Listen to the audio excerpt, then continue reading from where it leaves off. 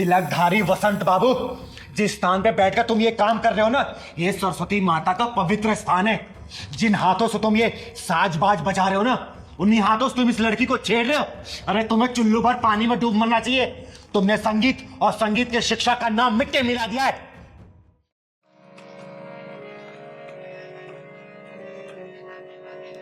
प्रणाम गुरुदेव।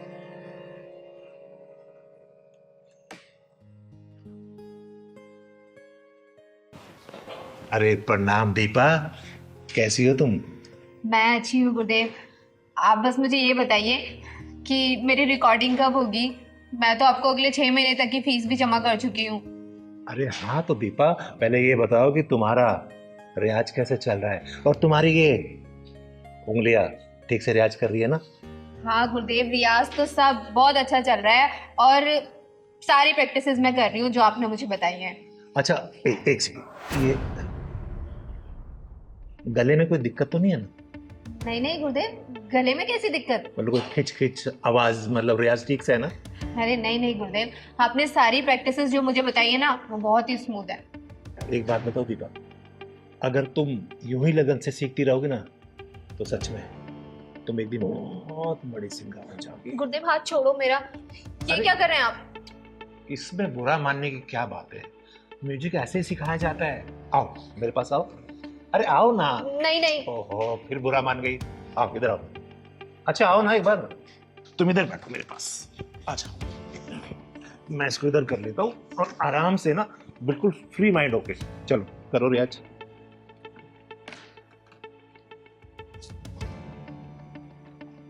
अरे बेटा, इसको सुनो, इधर दिखाओ, हाथ दिखाओ। ऐसे उंगली पकड़ो और ऐसे। हाँ गुरुदेव, वही तो कर रही हूँ आप मुझे, लेकिन बजाने कहाँ दे रहे हैं आप? बार बार मेरा हाथ ही पकड़ ले रहे हैं। अच्छा ठीक है, इस वाले हाथ से बजाओ। गुरुदेव मैं लेफ्टी नहीं हूँ, मैं राइट हैंडेड ही हूँ। अच्छा ठीक है, बजाओ।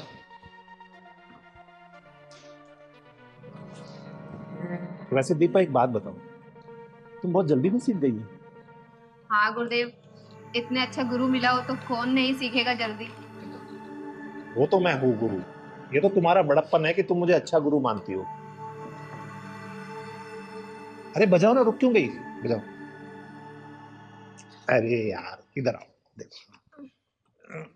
गुरुदेव ये पियानो थोड़ी ना है, हारमोनियम है। हारमोनियम को तो हारमोनियम के तरीके से ही बजाया जाएगा। अच्छा तो बजाओ। ये जो आपने मुझे प्रैक्टिस कराई थी, ये प्रैक्टिस हुआ है। गुरुदेव मुझे लगता है आपको मुझे सिखाने से ज्यादा मेरे ऊपर ध्यान है। सही तो पकड़ा, तुम्हारे ऊपर ही तो ध्यान है। देखो, अगर मैं तुम्हारे ऊपर ध्यान नहीं दूंगा तो तुम सीखोगी कैसे? फिर कैसे सीखोगी बताओ जरा।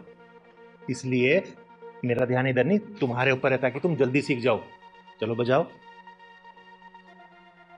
बजाओ। और एक बात बताओ, जब तक हम थोड़ा रोमांस नहीं करेंगे ना, तुम्हें फील ही नहीं आ रहा। और ये क्या, एक काम करो, तुम इसे उतार दो। अरे आराम से बिंदास होके बैठो। क्या हुआ? अरे ये शर्म उरम सब छोड़ दो, एकदम बिंदास हो जाओ। रोमांटिक म्यूजिक बन रहा है ना, जल्दी शूट होगा। और मैं तो ये चाहता हूँ कि हीरोइन भी तुम ही हो। और समझ गई ना, तुम्हें हीरोइन बनाऊंगा मैं। वैसे तुम खूबसूरत बहुत हो बेबी, सच बता।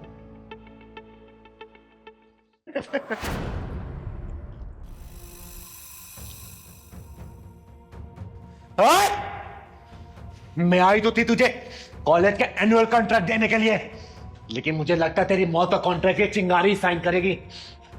दीदी अच्छा आप टाइम से आ गई, वरना न जाने ये मेरे साथ क्या करता। तो चिंता मत कर बेटा, चिंगारी राइट टाइम पे राइट जगह ही पहुंचती है। तिलकधारी वसंत बाबू, बहुत नाम सुना है तेरा मैंने कि तू बहुत बड़ा म्यूजिक टीचर है। सोचा था मेरे बच्चों का भविष्य ना तेरे हाथों में आएगा तो उज्जवल होगा, बहुत बड़े सिंगर बनेंगे ये। लेकिन तू म्यूजिक टीचर और संगीत के नाम पे कलंक है, कलंक। अरे दीदी ऐसी कोई बात नहीं, मैं तो इसे म्यूजिक सिखा रहा था, पता नहीं क्यों बुरा मान गई। मैंने कोई गलत किया तुम्हारे साथ? नहीं नहीं दीदी, ये झूठ बोल रहा है। ये रोजाना मेरे साथ ऐसी उठपटांग हरकतें करता रहता था, लेकिन आज तो उसने हद ही पार कर दी। साले, गुरु और शिष्य का रिश्ता बहुत ही पवित्र होता है, एक गरिमा होती है उसकी। लेकिन तूने ये हरकत करके ना गुरु नाम को कलंकित कर दिया है।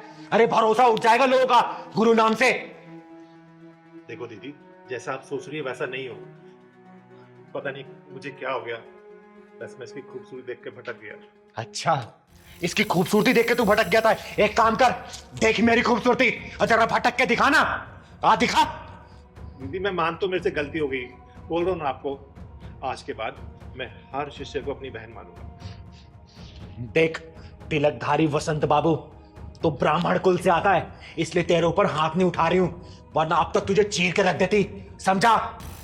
पहली और आखिरी दफा वार्निंग दे रही हूं। आज के बाद से तूने ऐसी घिनौनी हरकत की ना, तेरे इस हारमोनियम के साथ ही ना तेरी कब्र यहीं खोद दूंगी। समझा? और सुन बेटा, आज के बाद से इस साले के पास से संगीत सीखने की कोई जरूरत नहीं है, ठीक है? और तो सुन, तू जहां जाए जिस स्कूल में जाके पढ़ाता है ना, सब कॉन्ट्रैक्ट कैंसिल कराऊंगी मैं। समझा? चल। दीदी ऐसे मत करो, मेरे बाल बच्चे भूखे मर जाएंगे। तेरे बाल बच्चों को पता भी तो चलना चाहिए कि उसका बाप क्या कर रहा है। चल बेटा। तो मैं माफी मांग रहा हूँ ना आपसे दीदी। माफी अपने जेब में रख।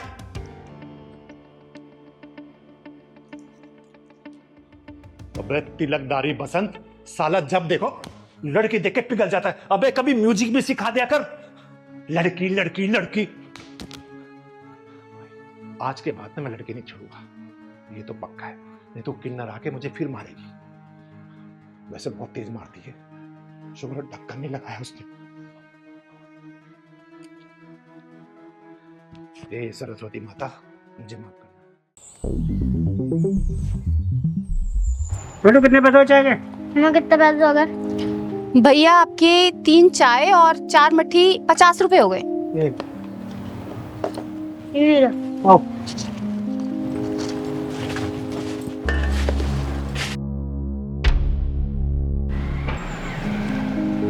बेटा पुलिस वाले अंकल से भी पैसे ले ले, 4 चाय हो गई हैं 40 रुपए। जा।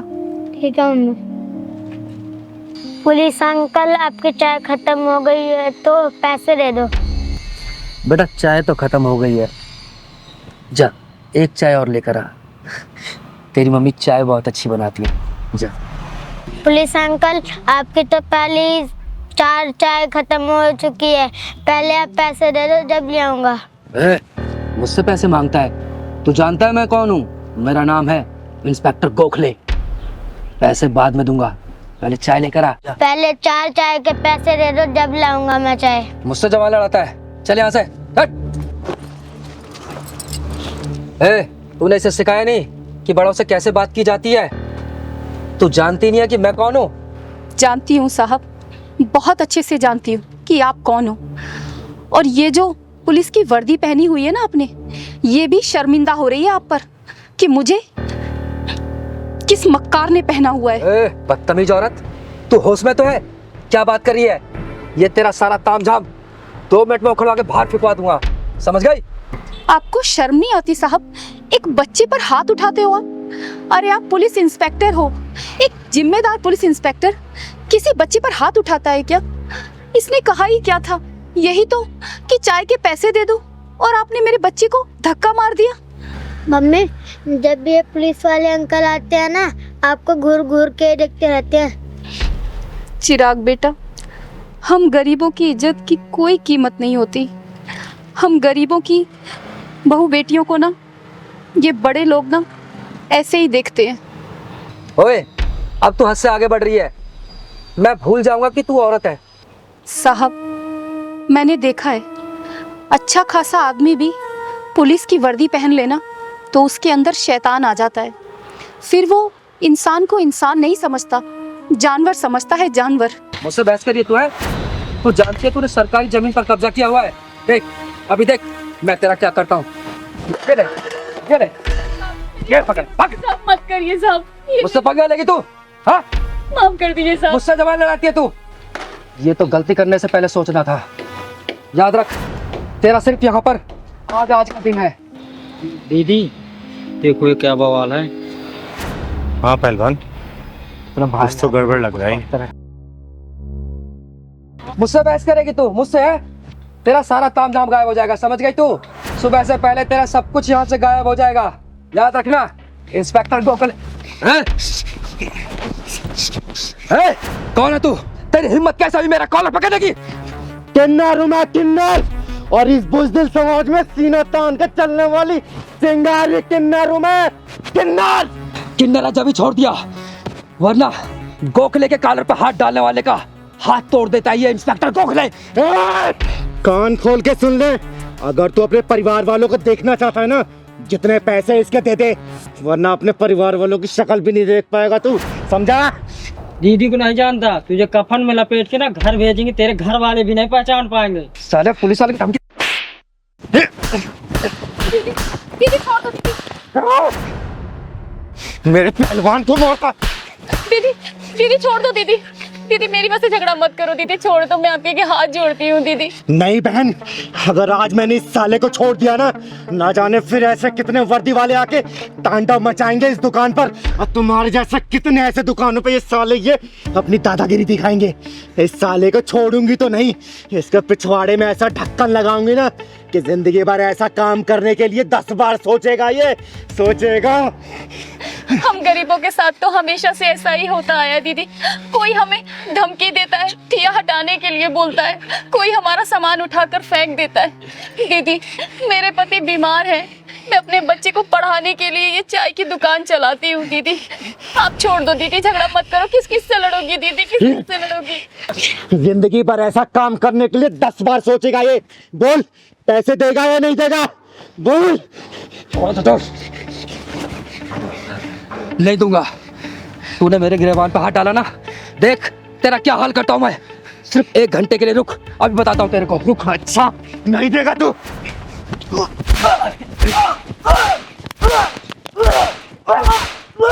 बोल, देगा नहीं देगा? देता हूं। क्योंकि मैं तो मारती रहूंगी, मुझे कोई फर्क नहीं पड़ेगा, लेकिन जब तू पिटता रहेगा ना, तुझे बहुत फर्क पड़ने वाला है। बोल, देगा या नहीं देगा? देता हूं, देता हूं। बहन कितना पैसे हुए? दीदी वो ये सारा नुकसान मिला के और पिछले 5,000 रुपए हो गए दीदी। निकाल 5,000 रुपए दे इसको, निकाल। देता हूं, देता हूं, देता हूं, दे। देता हूं। कैश नहीं है, पेटीएम करता हूँ, पेटीएम करता हूँ। पिन डाल।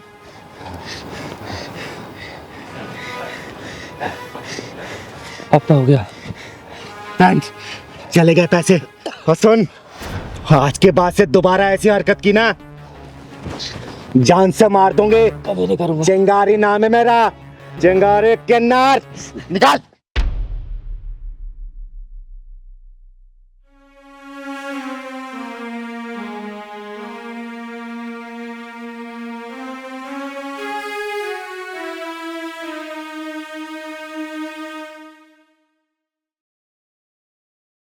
दीदी आपका बहुत बहुत धन्यवाद।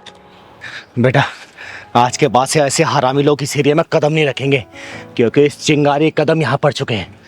बेटा नाम क्या है तुम्हारा? चिराग। बेटा, आज के बाद से अगर कोई भी परेशान करे ना, इस चिंगारी को याद करना। जो भी होगा ना, जान से मार दूंगी उसे। चल पहलवान, खुश रहे बेटा। दीदी बड़ी तेज से प्यास लगी। अरे पहलवान, ये पैसे वालों का इलाका है, यहाँ कहाँ दुकान होगी? दीदी यहाँ कहीं दुकान भी नहीं नजर आ रही, एक बोतल पानी ले लेते हैं। अरे बेटा, पैसे वालों के इलाकों में ना कुछ नहीं होता, वो तो एक माचिस भी ऑनलाइन मंगाते हैं। बाहर निकलते हैं सोसाइटी से, दुकान मिलेगा, तेरे को पानी पिलाऊंगी, खाना भी खिलाऊंगी। चल। ठीक। पंकज यार, हमने कैसे इलाके में घर ले लिया है, यहाँ पर बिल्कुल भी मन नहीं लगता है। क्यों प्राची, तुम्हें शांति पसंद नहीं है क्या? इतनी शांति है यहाँ पर, देखो, शहर से दूर, भीड़ भाड़ के बिना, ना गाड़ियों का हॉर्न, ना कोई शोर शराबा। ऐसी तो शांति चाहिए थी हम लोगों को। मम्मी पापा, ये लो मिठाई खाओ। अरे रुद्र, तू ये मिठाई कहाँ से लाया और ये ट्रॉफी? मम्मी आज मैं संगीत में फर्स्ट आई हूँ, इसलिए प्रिंसिपल सर ने दिया है। अरे वाह, क्या बात है। ये लो, पहले आप खाओ। अरे वाह मेरा बेटा रुद्र, देखा प्राची, एक दिन ये बहुत बड़ा सिंगर बनेगा। दीदी वो पानी रखा ना, पिलवा देना, बहुत तेज प्यास लगी। अच्छा चल, मांग के पी लेते, चल। वो तो ठीक है, लेकिन पढ़ाई भी जरूरी है। सिंगर बाद में, पहले पढ़ाई। करोगे ना पढ़ाई? हाँ। अरे राम राम भैया। राम राम बहन जी। राम राम। जाओ बेटा, इनका आशीर्वाद लो। उनके आशीर्वाद से सारी मनोकामनाएं पूर्ण हो जाती है, क्योंकि ये आशीर्वाद पूरे दिल से देते हैं। जाओ। रुद्र, इधर आओ। कोई जरूरत नहीं है इनके पैर छूने की। हमेशा खुश रहो बेटा, कामयाबी तुम्हारी कदम चूमे, जिंदगी में किसी भी चीज की कमी ना हो तुम्हें। भैया पानी मिले, क्या प्यास लगे। हाँ हाँ, लीजिए ना।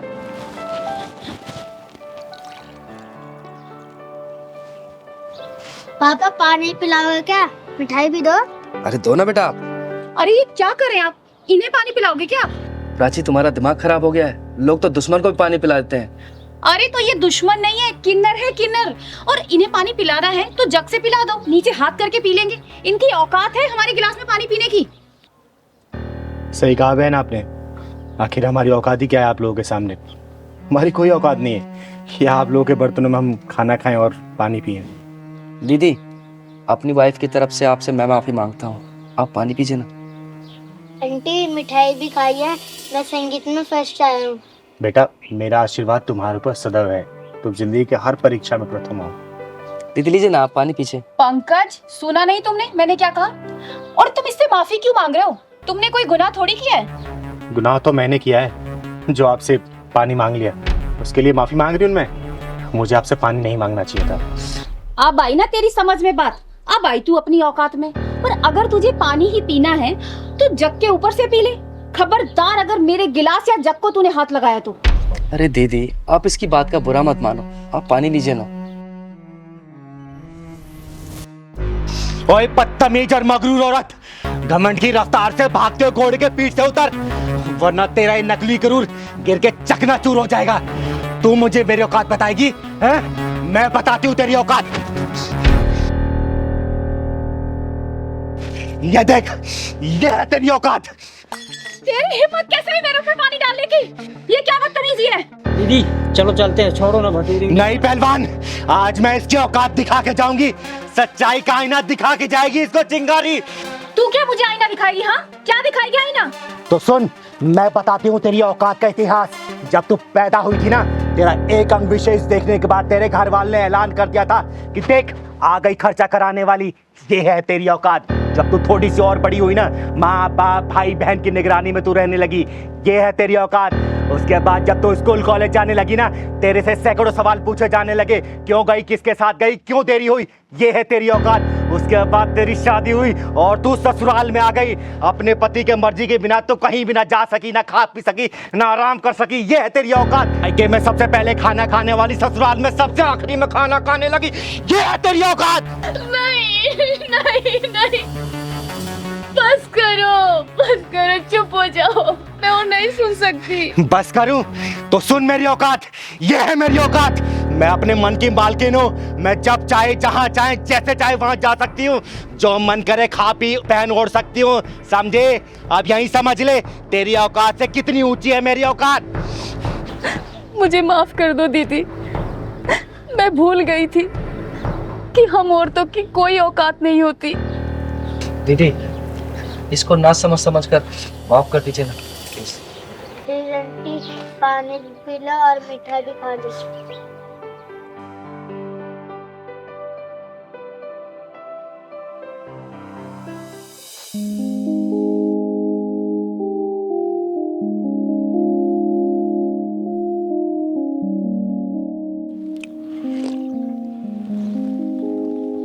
ले पहलवान, पानी पी ले।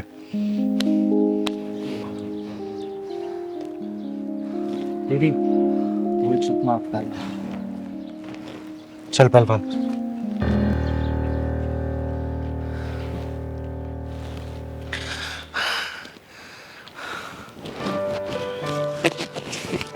ये लो आशीर्वाद के तौर पे। हम किन्नर लोग किसी को ऐसे पैसा नहीं देते। इसे अपनी तिजोरी में रख लेना। जिंदगी में कभी भी किसी चीज की कमी नहीं होगी। दीदी, आपका बहुत बहुत धन्यवाद। अब मुझे विश्वास हो गया कि आपने मुझे माफ कर दिया है। और दीदी, जाने अनजाने में अगर मेरे मुंह से कोई गलत बात निकल गई हो तो उसके लिए मुझे माफ कर दीजिए। हमेशा खुश रहो। खुश रहो। चल पहलवान।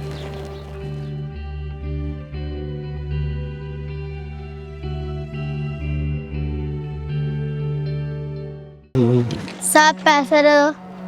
क्या? साहब पैसे दे दो, मेरी माँ की तबीयत खराब है। अबे तेरी माँ बीमार है तो मैं क्या करूं? मेरे पास कोई पैसे नहीं है। चल काम कर अपना। साहब दे दो पैसे। अबे क्यों मेरा दिमाग खराब कर रहा है यार तू? जाना, काम कर अपना। साहब प्लीज दे दो पैसे। अबे पागल हो गया क्या? तेरे को एक बार समझ में नहीं आती क्या बोला मैंने? मेरे पास कोई पैसे नहीं है। चल निकल यहाँ से। चल। अबे ओ नामर्द घटिया इंसान बेशरम, बच्चे के ऊपर हाथ क्यों उठाए तूने? तू क्या चाहती है? तेरे ऊपर भी उठाऊं? दीदी ये तेजाबी ढक्कन मांग रहा है। ओए सुन, चिंगारी नाम है मेरा, चिंगारी किन्नर, और तेरे जैसे नामर्दों को पिछवाड़े में ढक्कन लगाती हूँ, और किसी मजबूर बेसहारा पर जो हाथ उठते हैं ना, धड़ से अलग कर देती है ये चिंगारी, समझा क्या? अरे वाह, किन्नर होकर इतना घमंड। अगर मुझ जैसी मर्द होती तो ना जाने कितना घमंड होता तुझ में। अरे गर्व करती हूँ अपने ऊपर कि मैं किन्नर हूँ, तेरे जैसी मर्द होके ना मर्द नहीं। निकल जा यहाँ से, वरना सारी तेरी मर्दानगी यहीं उतार दूंगी। ये बता तूने इस बच्चे के ऊपर हाथ क्यों उठाया? बोल। भीख मांग रहा था मुझसे।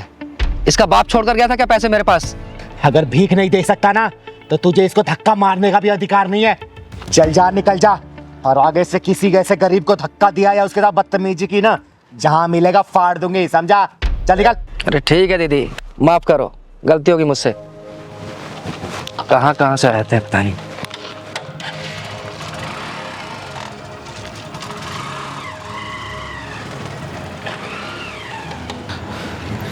बेटा नाम क्या है तुम्हारा? मेरा नाम सूरज है। और इतनी रात को यहाँ क्या कर रहे हो? स्कूल नहीं जाते क्या? पहले जाता था, अब नहीं जाता। अब क्यों नहीं जाते? दीदी कुछ दिन से मेरी माँ की तबीयत खराब है, इसलिए मैं भीख मांग के उनका इलाज करवा रहा हूँ, और दीदी इसलिए मैं स्कूल नहीं जा पा रहा हूँ। हे भगवान, तू इतना बेरहम कैसे हो सकता है? तू तो दया का सागर है, करुणा का शीतल झरना है, और जिन हाथों में कॉपी कलम होना चाहिए उन हाथों में जिम्मेदारियों का बोझ डाल दिया तूने। दीदी आप मुझे पैसे दे दो, मैं अपनी माँ की दवाई ले आऊँगा। अगर पैसा नहीं देती तो आप मुझे काम पे रख लो, मैं आपका सारा काम कर दूंगा। बस कर बेटा, बस कर। तूने आज पत्थर दिल चिंगारी को पिघला दिया, और तू चिंता मत कर, ये चिंगारी तुझे पढ़ाएगी, तेरे घर का खर्चा चलाएगी, तुझे भीख मांगने की कभी जरूरत नहीं पड़ेगी। ठीक है बेटा? और तेरी माँ का इलाज भी चिंगारी ही करवाएगी। सच्ची दीदी आप मेरी माँ का इलाज करवाओगी और मुझे पढ़ाओगी? सूरज बेटा, आज के बाद से तेरी जिंदगी में कोई भी दुख और परेशानी नहीं आने देगी ये चिंगारी। क्योंकि दीदी दुख और परेशानी को पिछवाड़े में ढक्कन लगाती है, उसकी जिंदगी में खुशी खुशी हो जाती है। सही कह रहा है भगवान। बेटा चल, जा अपना घर दिखा तू। सच्ची दीदी आप मेरे घर चलोगी ना तो मेरी मम्मी बहुत खुश हो जाएंगी। हाँ बेटा मैं जरूर चलूंगी, चल।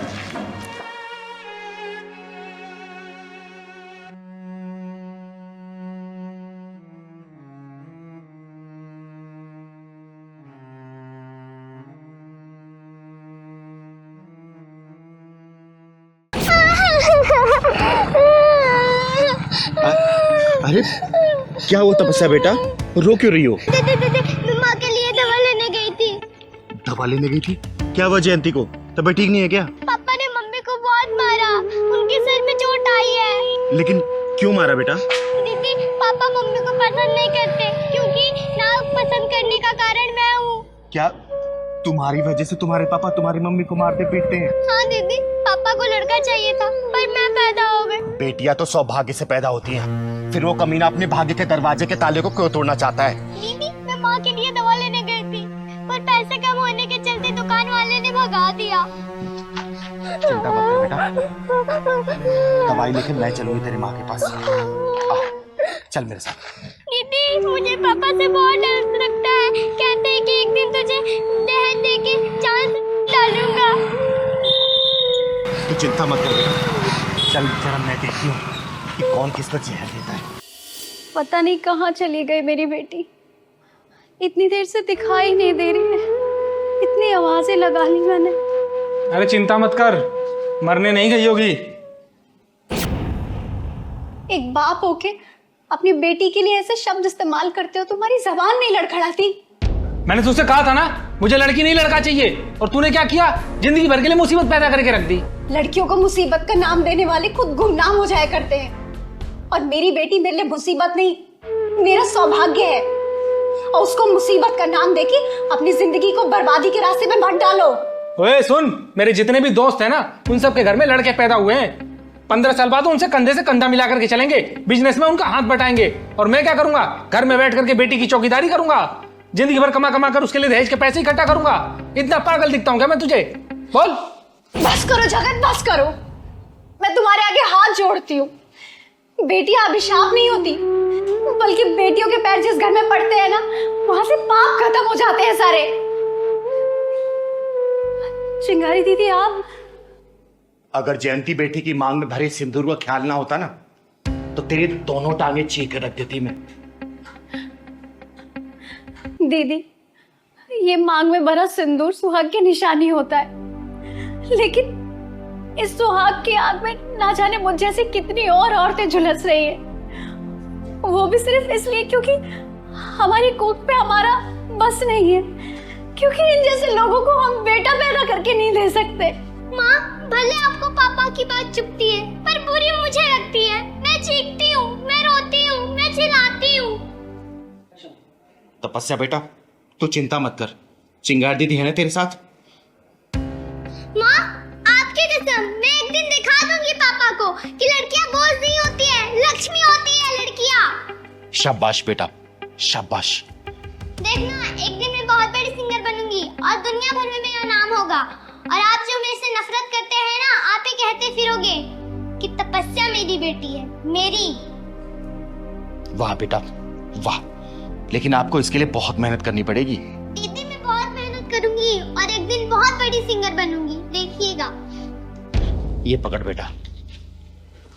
ओए, घटिया सोच रखने वाले नीच इंसान, तुझे भी पैदा किसी औरत ने किया होगा, और उसे भी किसी औरत ने ही पैदा किया होगा। अगर वो औरत तुझे पैदा नहीं करती ना, तो तेरा कोई वजूद नहीं रहता, समझा?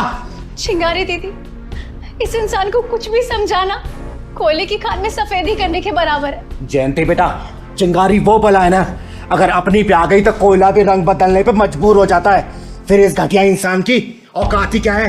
अरे इसकी सोच कैसे नहीं बदलेगी, मैं भी देखती हूँ। दीदी, इस इंसान की नजरों में लड़कियों की कोई अहमियत नहीं है। इसको आज लड़कियों की खासियत और अहमियत के बारे में बताती हूँ मैं। सुन ले हो गंदी नाली के कीड़े, लड़कियों ने क्या क्या कारनामे करके दिखाए ना, मेरी जुबानी सुन। श्रीमती सरोजिनी नायडू, श्रीमती प्रतिभा पाटिल, पीटी उषा, किरण बेदी, लता मंगेशकर, आशा भोसले, इन सबके नाम इतिहास के पन्नों में सुनहरे अक्षरों में दर्ज है। अरे देश उनकी विभूतियों को सलाम करता है, और तू, ये बच्ची है ना, ये कल के आने वाली स्टार है, उभरता हुआ सितारा है ये। कल को जब ये आसमान की बुलंदियों को छुएगी ना, तो तू किस मुंह से इसे बेटी बोलेगा? बोलना, किस निगाहों से इसे नजरें मिलाएगा? बोलना, बोल। दीदी, मैं अपनी घटिया सोच पर बहुत शर्मिंदा हूँ, मुझे माफ कर दो दीदी। और जयंती, मुझे माफ कर दे। तपस्या बेटा, मुझे माफ कर दो बेटा। नहीं पापा, माफी नहीं, वो दिन मैं जरूर लाके दिखाऊंगी। पूरा दुनिया भर में कहते फिरोगे कि तपस्या मेरी बेटी है, मेरी। परीक्षा बेटा, फोन रखो, ये लो, खाना खाओ। माँ, कितना ख्याल रखती हैं आप मेरा? माँ अपनी गुड़िया रानी का ख्याल इसलिए रखती है क्योंकि मेरी गुड़िया रानी ना गुलाब की कली जैसी है। अगर माँ अपनी गुड़िया रानी का ख्याल नहीं रखेगी तो मेरी गुड़िया रानी मुरझा जाएगी ना। चलो खाना खाओ। अच्छा माँ, आपने मेरा नाम परीक्षा क्यों रखा है? बोलिए ना माँ। बेटा, मेरा बस चलता ना तो मैं दुनिया की हर लड़की का नाम परीक्षा रख देती। पर क्यों? परीक्षा बेटा, एक लड़की पैदा होने से लेके अपने जीवन के अंत तक परीक्षा ही देती रहती है। उसका जन्म ही परीक्षा देने के लिए होता है। तुम बहुत छोटी हो अभी, तुम्हारी समझ में नहीं आएगा। तुम खाना खाओ। नहीं, मैं बताओ ना। परीक्षा बेटा, जब कोई लड़की पैदा होती है ना, और जब वो समझदार बन जाती है, तभी से उसकी परीक्षा शुरू हो जाती है। उसके सब्र की परीक्षा, उसके धैर्य की परीक्षा, उसके चुप रहने की परीक्षा, उसके बोलने की परीक्षा। घरों में, स्कूलों में, कॉलेज में, रिश्तेदारों में, हर जगह उसे परीक्षा से गुजरना पड़ता है। जब लड़की की शादी हो जाती है ना, और जब वो ससुराल चली जाती है तो उसे कदम कदम पे परीक्षा देनी पड़ती है, सिर्फ ये साबित करने के लिए कि मैं बदचलन नहीं हूं, मैं झूठी नहीं हूं, मैं मक्कार नहीं हूं। अपनी पति की जरूरतों को पूरा करना, सास ससुर की जरूरतों को पूरा करना, अपने बच्चों की जरूरतों को पूरा करना, ये सब चीज जिंदगी भर वो परीक्षाएं देती रहती है बेटा, परीक्षाएं। माँ, आप कितनी गहरी बात बता रही हो। परीक्षा बेटी, और जब लड़की सास बनती है ना तो उसकी डबल परीक्षा शुरू हो जाती है। परीक्षाओं की भीड़ से गुजरते गुजरते अंत में वो मौत की चिता पर उसकी परीक्षा खत्म होती है। और परीक्षा का परिणाम तब आता है ना जब वो लाश बन जाती है, कुछ सुनने लायक नहीं रहती, और लोग बोलते हैं कि बेचारी अपने परिवार के लिए सब कुछ त्याग दी, अपने परिवार के लिए उसने सब कुछ खत्म कर दिया।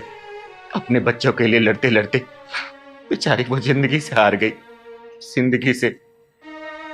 इसलिए मेरा नाम परीक्षा रखा है।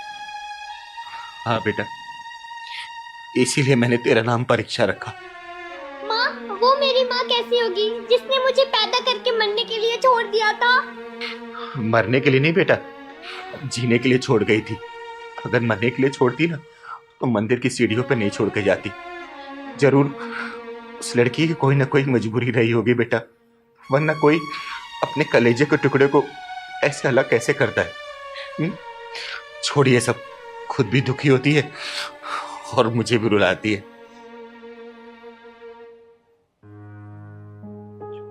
दीदी नमस्ते। अरे वंदना बेटा, नमस्ते नमस्ते। आ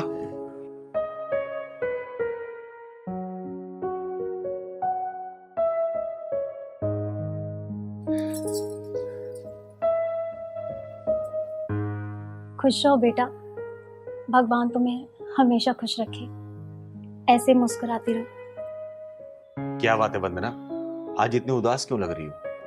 दीदी अब तो मेरी सारी जिंदगी ऐसे उदासी में ही कटने वाली है। क्या मतलब? मैं कुछ समझी नहीं। दीदी आप तो जानती हो कि मेरी शादी को 5 साल हो गए हैं और अब तक मुझे माँ बनने का सुख भी नसीब नहीं हुआ है, और मैं कभी माँ भी नहीं बन सकती। ऐसे कैसे हो सकता है? मैं सही कह रही हूँ दीदी, हम दोनों ने सासू माँ के कहने पे अपने टेस्ट करवाए थे और सारी कमी मेरे अंदर ही निकली। रिपोर्ट में साफ साफ लिखा है कि मैं कभी माँ नहीं बन सकती। वंदना बेटा, ये सब तो ऊपर वाले की मर्जी से होता है, इसमें हम इंसानों का कोई जोर नहीं चलता। तुम किसी अनाथ आश्रम से कोई बच्चा क्यों नहीं अडॉप्ट कर लेती? यही सोच के तो मैं आपके पास आई हूँ दीदी। मैं कुछ समझी नहीं, मेरे पास क्यों आई हो? किसी अनाथ आश्रम में जाके बच्चा अडॉप्ट कर लो, 10-15 दिन में मिल जाएगा तुम्हें बच्चा। दीदी मैं चाहती हूँ कि मेरे सुने आंचल में परीक्षा को डाल दो। वंदना बेटा, परीक्षा मेरे जिगर का टुकड़ा है, मैं इसके बिना एक पल भी नहीं रह सकती। नहीं, मैं अपनी माँ को छोड़ के कहीं नहीं जाऊंगी। वंदना बेटा, तुम तो जानती हो ना कि मैं परीक्षा को किस हालात में मंदिर से उठा के लेके आई थी। ये भगवान का वो प्रसाद है जिसे मैं सिर माथे लगा के रखती हूँ। जीने का आधार है ये, इसके बिना मैं एक पल भी जी नहीं सकती बेटा, एक पल भी नहीं। दीदी एक वो थी जो अपने बच्चे को मरने के लिए छोड़ गई, एक आप हो जो अपनी नजरों से एक पल के लिए ओझल नहीं करती, और एक मैं हूं जो आंचल फैला के आपसे भीख मांग रही। वंदना बेटा, परीक्षा को लेके मैं स्वार्थी हो चुकी हूँ, और मेरा स्वार्थ इतना है ना कि ये अब मेरी कमजोरी बन चुकी है। इसके बिना मैं एक पल भी नहीं जी सकती बेटा, एक पल भी नहीं। दीदी भगवान की भी कैसी लीला है ना, आप बच्चा पैदा नहीं कर सकती लेकिन फिर भी आपको बच्चे का सुख है, और एक मैं हूं पैदा करना चाहती हूँ लेकिन भगवान मुझे ये सुख ही नहीं देना चाहता। तुम चिंता मत करो वंदना, मैं तुम्हारे साथ कल अनाथ आश्रम चलूंगी, मेरी जान पहचान है वहां पर। देखना तुम्हारी सोनी गोद में ना खुशियों के फूल मुस्कुराएंगे अब, फूल। माँ, ये अनाथ आश्रम क्यों बनाया जाता है?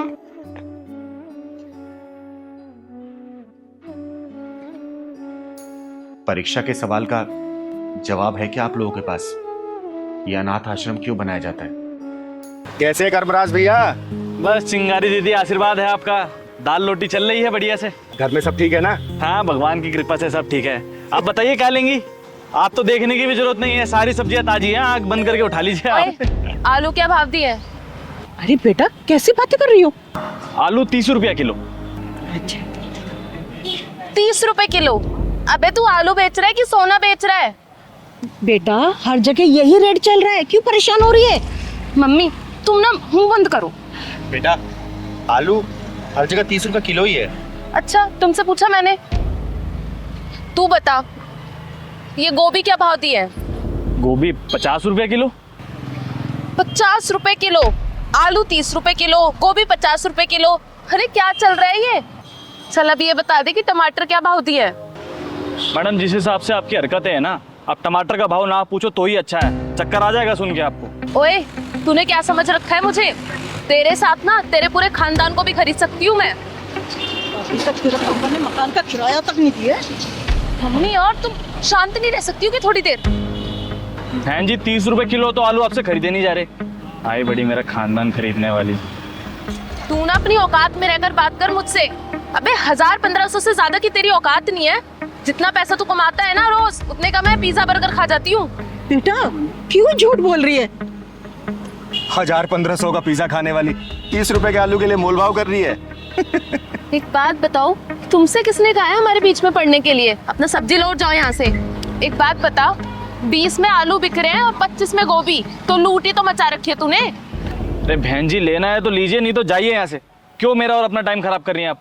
दीदी आप बताइए। चल सही सही रेट लगा ले, आधा किलो आलू दे दे और आधा किलो टमाटर कर दे। चल बेटा बहस क्यों कर रही है, जल्दी ले लेना। बहन जी देखिए रेट तो कम नहीं होगा, आपको लेना है तो लो, नहीं तो जाओ यहाँ से। बेच सब्जी रहा है और अकड़ सुनारों वाली दिखा रहा है। चल अब एक काम कर, मेरे पास भी इतना टाइम नहीं है, आधा आधा किलो ना सारी सब्जियों में से कर दे फटाफट। चल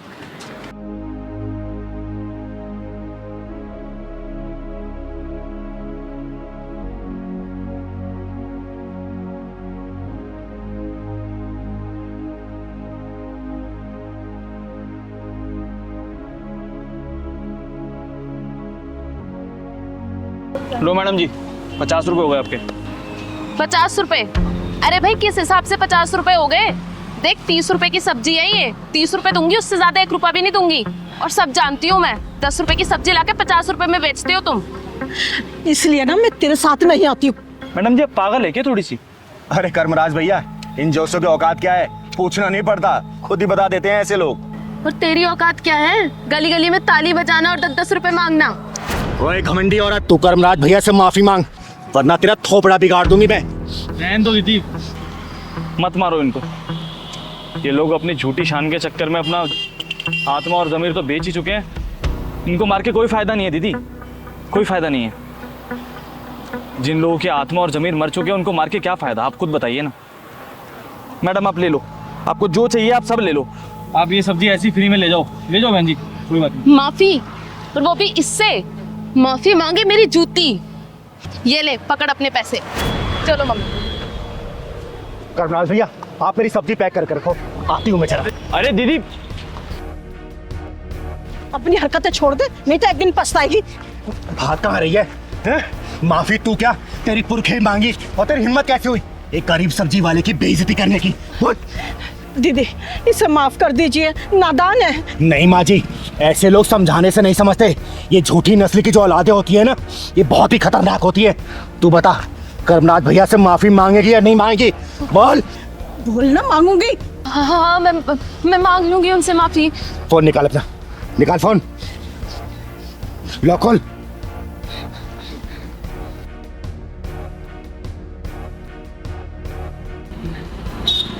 हेलो कर्मराज भैया।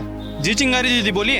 ये बात करो इस 56 छोरी से, बात कर, माफी मांग। हाँ भैया, मैं माफ़ी मांगती हूँ आपसे। मैंने जो भी बदतमीजी की आपके साथ, मैं आइंदा कभी नहीं करूँगी। आप मुझे माफ़ कर दीजिए। आपको आपकी गलती का एहसास हो गया, मेरे लिए इतना काफ़ी है। लेकिन आगे से किसी गरीब के साथ ऐसा मत कीजिएगा। हाँ भैया, मैं किसी के साथ आइंदा से ऐसा नहीं करूँगी। ठीक है दीदी। ठीक है। आगे से किसी के साथ ऐसी हरकत करेगी ना, जान से मार दूंगा तुझे, समझी? और बहन जी, अपनी बेटी को समझा देना, अच्छा नहीं होगा इसके लिए।